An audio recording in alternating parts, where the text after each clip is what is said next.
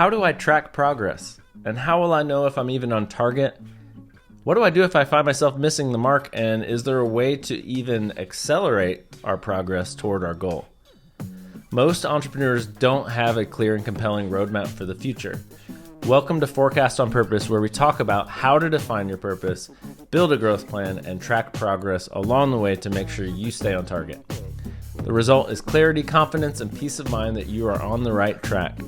My name is Ben Cooper, and I'm the founder of Amplify. We help entrepreneurs better understand how today's decisions either positively or negatively affect your future. In each episode, we'll hear a short story of an entrepreneur facing an important growth decision, a business concept that applies to that situation, and a key question or action step for you to take to your business and apply and look at your situation through a new lens. In the future, it may even be possible that we could be talking about your business and your challenges here on this podcast. Today, we're going to be talking about tracking progress along the way. Let's get started.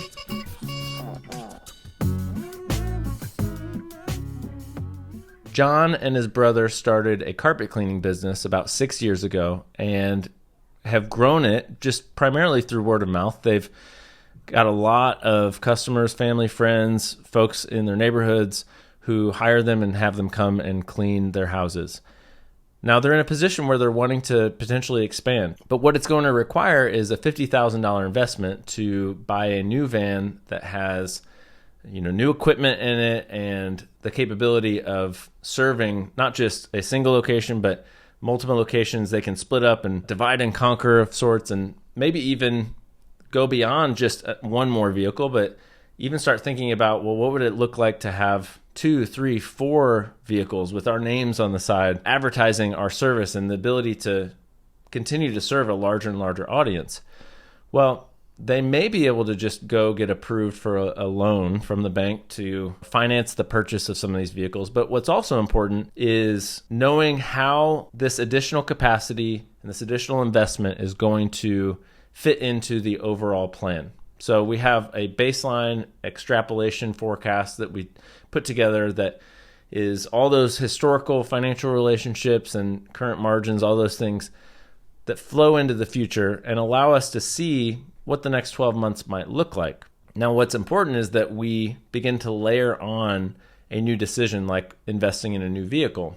And we want to map out not just the outgoing dollars, but recognize also that this could be a new revenue source where our capacity is going up and we're able to increase the number of customers that we're able to serve. And we could stop there and look at, okay, well, yes, we can justify it. We can invest in this, or we might need to wait 4 or 5 months to be able to afford and move forward with this decision. And we also want to examine the things that are available to us within the business, within the financials, that allow us to potentially accelerate our ability. So it's not just let's track our progress along the way and make sure that we're generating a certain amount of operating profit each month and we can justify a new expense.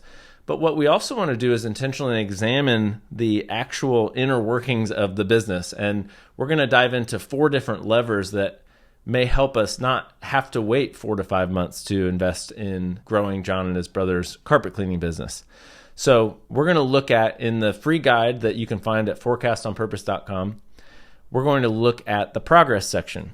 And what you'll find is a table where there are 4 key levers that can help us increase our gross margin and increase our profitability to help us find new available dollars that we're able to channel toward, and kind of rally the troops and say, let's generate as much financial resource as possible to accelerate our plan and to just move forward with the thing that we know deep down will help us move the business toward our overall purpose. So the 4 different levers, you'll see that it's a 2x2 grid.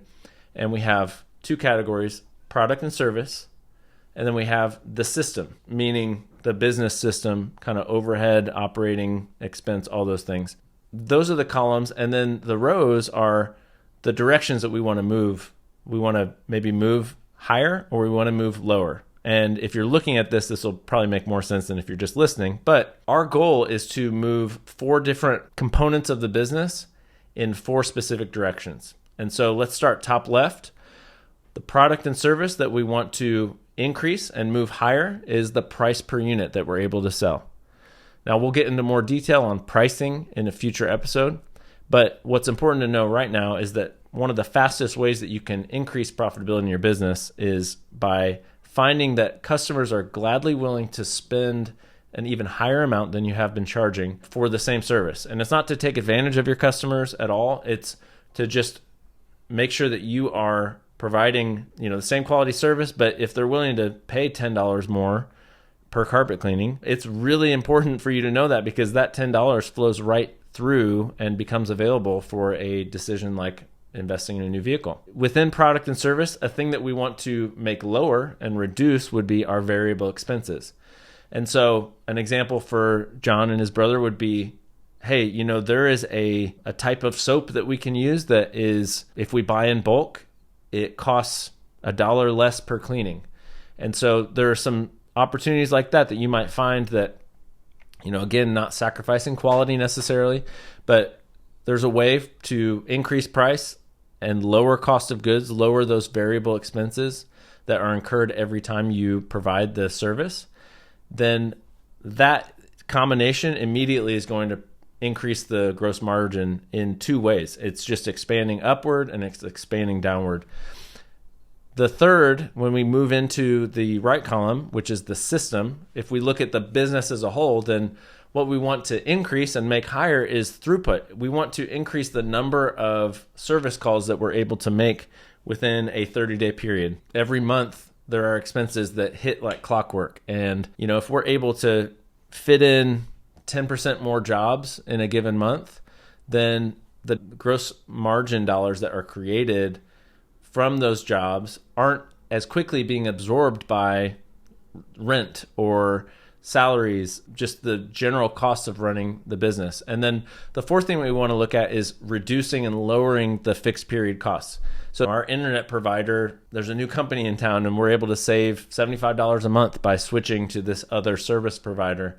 And that's one of those moves that just creates, again, new dollars that are available to be put toward other goals. So we want to be able to track progress and understand how our decisions are layering on top of the path that we have in front of us. But really what we also want to be able to look at and analyze here is, what opportunities do we have in front of us to not just say, okay, that path, the trajectory that we mapped out as an initial baseline plan, that's destiny. That's bound to happen, and let's just go on the journey. Really, what we have here are a few controls that allow us to say, you know what? We think that we can increase our price. And importantly, and there's some great tools that are available for building out forecasts and different scenarios. One of them being Fathom. That's my favorite tool of choice, is a tool that allows us to build up a plan on top of the baseline. And we say, okay, here's a scenario where John and his brother increase price and then they reduce some of the variable costs, they cut down some overhead, and they push some new sales through the system every month. So they make all four moves. And what we're able to see is, by adjusting some of these assumptions about price per service appointment and the cost of providing that, what we're able to see is that their revenue and profitability and cash position all positively move in the direction that pretty quickly allows us to say, you know what, we don't have to wait 4 or 5 months to invest in growth. We can actually, 2 months from now, it looks like we're going to be able to. So when we talk about connecting today's decisions to the bigger picture, this is a great example where what we are looking to do is find the opportunities, and each business is different, each business is unique, but find the opportunities within these general categories where we can make improvements. And in doing so, then we can actually see that it accelerates, or if we move things in the wrong direction, for instance, if we cut our revenue per service appointment and cost of goods goes up, our overhead goes up, we enter a slow point in the season and throughput goes down, what we will also see is a deceleration of our ability to move toward those important goals. So we might see if things go in the wrong direction, and this is where we talk about tracking progress, if we see and we're monitoring almost like a doctor looking at chart, or in the hospital, I remember when we had babies born, there are these monitors that you're able to look at and see all these graphs, and there are a lot of numbers, and it provides a picture for the doctor of how are things going, what's happening. And in a similar way, we can look at our business and we can look at different metrics and see, okay, how healthy is the business, and where are things moving in a direction we like, and where are they moving in a direction we don't like. And the ability to catch it early and be able to identify where things are not moving in the direction you want sooner rather than later allows us to get things back on track. It also allows us to know that even if things aren't going exactly how we want, we can find some of those upper and lower boundaries of, well, we obviously don't want to become less profitable as a business, but we are able to see that even if the cost of soap doubles, for instance, we are actually still in a position where we can invest in the truck. Maybe not 4 to 5 months from now, but 6 to 7 months. It looks like we could still afford to do so.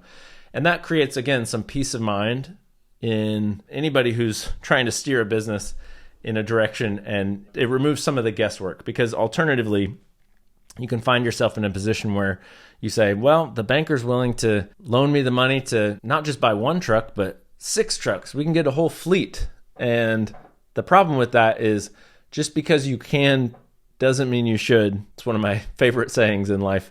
Just because you can doesn't mean you should. And so what this process allows us to do in drilling into these 4 different levers, it doesn't just leave us with hopes and dreams that we just say, well, let's cross our fingers and hope for the best here. It's more, let's put this into a plan, layer it on top, and let's see what we can do to accelerate this picture.